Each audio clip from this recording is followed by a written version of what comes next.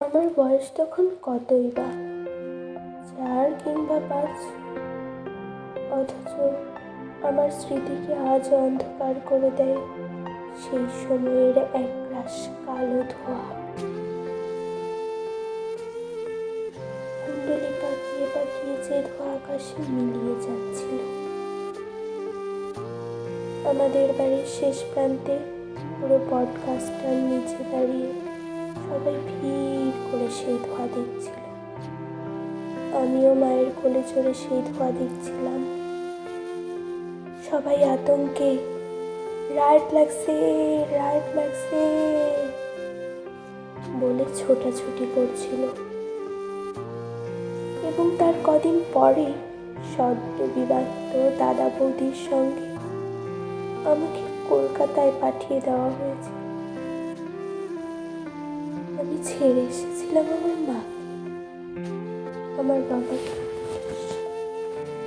ছেড়ে এসেছিলাম আমাদের সেই পুরো বটগাছ, টিনের চালাওয়ালা গোবর লেপা বেড়ার ঘর, বাড়ির পেছনের পুকুর, পুকুর পাড়ের নোনা গাছ এবং আমার প্রিয় কাজলা দিদিকে।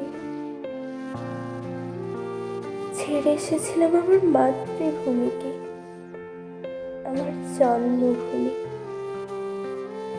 আর সেদিনের পর থেকে একদিনের জন্যও আমি আর ওই জন্মভূমিতে ফিরে যেতে পারি, একবারের জন্যও না। এখন আমার স্মৃতিতে সব কিছু ঝাপসা।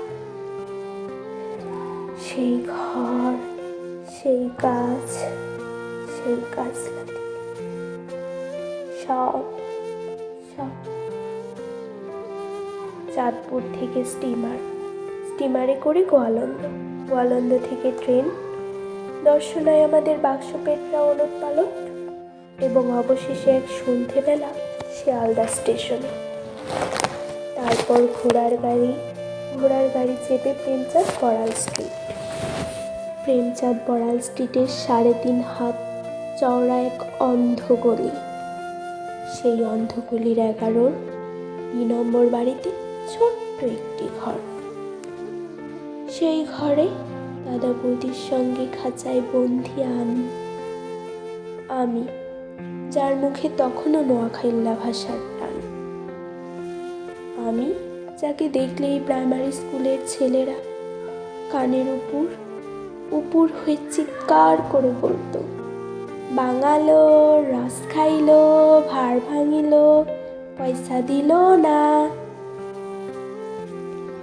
সে আমি চারিদিকের ওই টিটকারির ভয়ে নিজের বাঙালপনাকে গোপন করার জন্য প্রাণপণ চেষ্টা করতে করতে ধীরে ধীরে যখন অন্য মানুষ হয়ে উঠছিলাম, ঠিক তখনই আমার জন্মভূমি থেকে বাবার একখানা চিঠি এসেছিল। সবাই সে চিঠি নিয়ে জোরে জোরে আলোচনা করছিল এবং আমি শুনছিলাম ঢাকায় নাকি গুলি চলেছে, গুলি। বহু বছর পর জেনেছিলাম সেই গুলি চলেছিল তাদের ওপর, যারা আমাদের মাতৃভাষা বাংলার মর্যাদা রক্ষা করতে ওপার বাংলায় লড়াই শুরু করেছিল।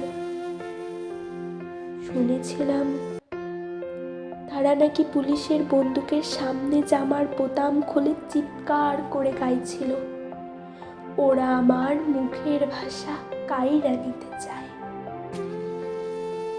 আর সেই মুখের কথার গৌরব রক্ষা করতেই তারা নাকি পুষ্পাঞ্জলির মতো তাদের প্রাণকে সমর্পণ করেছিল। আর এবার বাংলায় আমি আমার সমস্ত বাঙালপনাকে ঝেড়ে ফেলে তখন ধীরে ধীরে হয়ে উঠছি কেতাদুরস্ত অন্য এক মানুষ। ইংলিশ মিডিয়াম স্কুল থেকে একটার পর একটা ক্লাস টপকে আমি রণপায়ে এগিয়ে চলেছি। ইংরেজিতে কথা বলায়, চাল চলনে, আদব কায়দায় আমি তখন সবাইকে মুগ্ধ করতে পারি।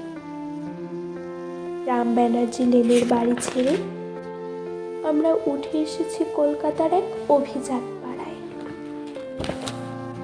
কেউ আর আমায় বাঙাল বলতে সাহস পায় না, বরং একটু সমীহ করেই চলে। আমার দাদা, আমার বৌদি আমাকে নিয়ে গর্ব করে। আমাদের ভূতপূর্ব বাঙাল জীবনকে আমরা তখন রীতিমতো ঘৃণা করতে শিখে গেছি। তারপর থেকে আমার জীবনে শুধুই চড়াই। আমি এখন এক সাহেবি কোম্পানির নামী অফিসার, যে কোম্পানির অভিভাবক এক নামজাদা বহুজাতিক কোম্পানি।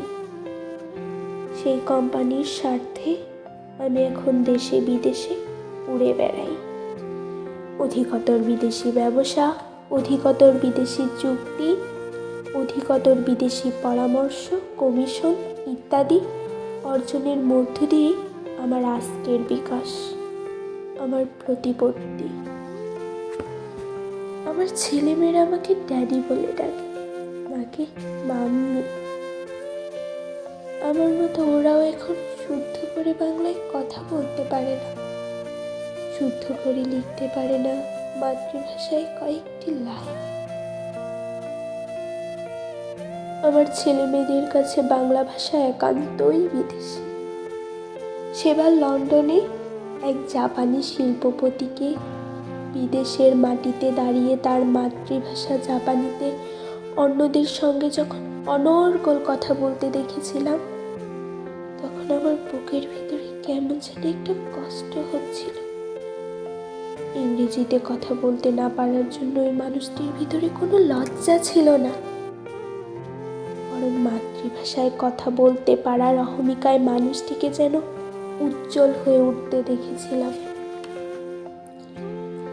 আমার ভিতরে সেই অভিজ্ঞতার যন্ত্রণা একটা কান্না হয়ে কুমড়ে খুঁড়তে হচ্ছিল।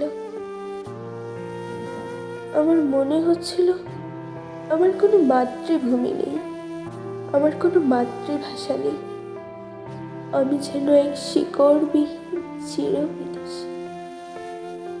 তাই মাতৃভাষার জন্য যারা জীবন দেয় তারা কেমন মানুষ, আজ আমার ভীষণ জানতে ইচ্ছে করে। আমার বুকের মধ্যে সেই বাংলাদেশের জন্য, সেই বাংলা ভাষার জন্য, একটুখানি বাঙালি হয়ে ওঠার জন্য একটা ভয়ঙ্কর যন্ত্রণা টন টন করে ওঠে।